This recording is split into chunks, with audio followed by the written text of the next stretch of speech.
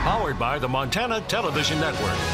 This is the 530 News on Q2, Montana's news leader.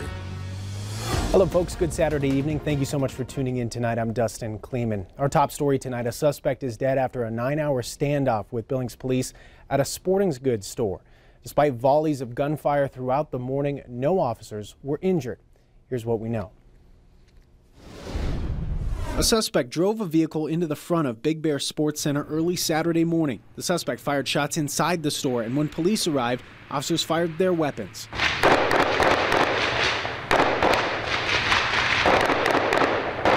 We had random, intermittent gunshots from inside the store. They were of all caliber. Small and large, we could tell from the sound. The man barricaded himself inside the sporting goods store, and police called it SWAT team, as well as the negotiator on scene. More gunfire, flashbangs, and negotiations went on for 9 hours. At one point, we thought that he was going to give himself up. He exited, or started to exit, from the east door next to PetSmart. He showed his hands initially, retreated into the building, and then the next thing we saw was a rifle barrel that was pointed in the direction of officers. An officer fired at the suspect, driving him back into the store. Police continued to negotiate, and 30 minutes later, the suspect went back to the front door and then fired at officers. Police received visual confirmation of the suspect through security cameras inside the store. We saw that he was not moving, and so after 30 minutes, we sent our robot in to double check. Previously, he had feigned that he was going to give up, so we didn't want to put anybody at risk. The robot went in, took an assessment, and then we sent our tactical team in with the sheriff's office to verify that the individual was indeed down, and then clear the rest of the store. And now the investigation begins. We have a crime scene here that we're going to deal with, so our detectives are going to be working through the entire store. I have no idea what our suspect did while he was in the store. Don't know what damage, if any. Obviously he had access to weapons and he used them, so he may have spent some time back in the gun section. These are all things that are going to come out in the investigation.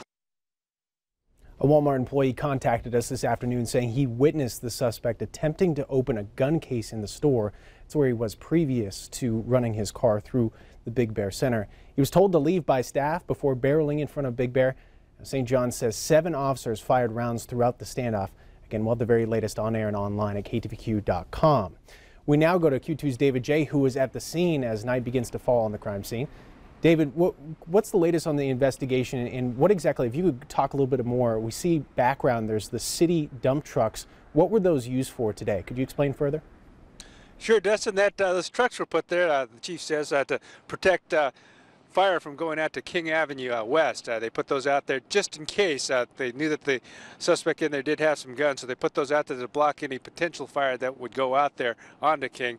When the suspect seemed to be coming out of the door to the left of the front entrance and to our right, then they decided that they had to close King Avenue because the trucks were no longer blocking. But that's the main reason that the trucks were put out there.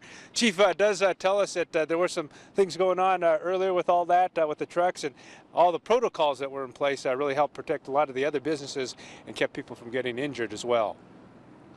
When you have people shooting high-powered rifles and a propensity to do so, that the decision to close this area down was the right one. It was prudent.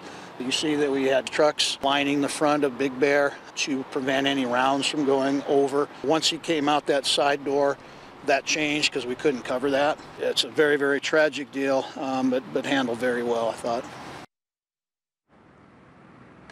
And there is a lot of damage right here in this front entrance. The chief says that the suspect's vehicle initially went in, caused some damage on the door. There was also some gunshots and some bullet holes, that is, inside that area, as well as the water main and the gas main also being broken. As far as the other stores in the parking lot, it looks like most of them are reopened. Some are closed still because of their hours, but over at the Best Buy parking lot, Best Buy and some of those other smaller shops are closed.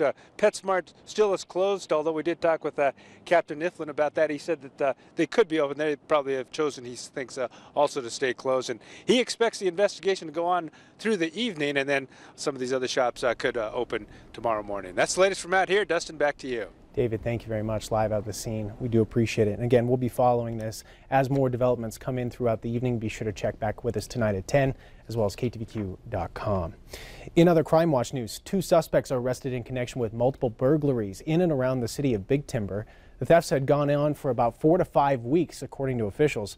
Sweetgrass County Sheriff's Office identified the suspects as Michael J. Avila and Eric D. Gibson. Both individuals are on conditional releases for felony drug charges. Now, both are charged with multiple felony theft charges, with other charges pending. To national news now. New York City is stepping up its security ahead of tomorrow's New York City Marathon. The annual event attracts spectators and runners from around the world. As CBS News correspondent Wendy Gillette reports, the added protection comes just days after Tuesday's terrorist attack in Manhattan. Local, state, and federal law enforcement will be out in force Sunday to keep more than 50,000 runners and as many as 2.5 million spectators safe at the New York City Marathon. Trains, tunnels, bridges, airports, you'll see an increased presence of law enforcement at all those locations. Security is always high at the marathon, but it's even tighter this year, following Tuesday's terror attack that killed 8 people and injured 11 others on a popular Manhattan bicycle path. We have no information that points to any issues. The NYPD is deploying extra canine units, undercover officers, and snipers during the race that winds through all 5 of the city's boroughs. The city is also adding additional sand trucks and vehicles to block intersections, more than any other previous event held in New York City. New York! The Dando family arrived in New York from Austin, Texas, 2 days after the terror attack. Kyle Dando is running his first New York City Marathon and feels assured his family will be fine as they follow him along the course. For my wife, that's the most important thing, that when she's in the large crowds cheering, that she's safe. Christos Rustemis is also running this year and has no safety concerns as he serves as a guide for impaired runners. I think everybody's got a pretty good handle on it. I trust our law enforcement and believe that everything's going to be just fine. Race organizers say there's been no spike in cancellations for this year's marathon. Wendy Gillette, CBS News, New York. The New York City Marathon has only been canceled once in its 47-year history. That happened 5 years ago in 2012 following Superstorm Sandy. Back here in our area, IEC road conditions on Interstate 90 causing issues for drivers. Take a look at the video. At least one semi overturned near Livingston exit this morning. Fresh snowfall and just the right temperatures caused slick conditions for drivers along the highway. Also this afternoon, Highway 87 just south of Roundup was completely blocked following an accident. A pickup with a construction trailer crashed, spilling nails all over the highway. We're awaiting an injury update for that crash. Be sure to grab your Q2 weather app. We'll have more from Rob Griggs in just a second about those changing conditions. But still to come on the Q2 530 News, a warning on a common pain reliever. Well, the very latest in medical news next.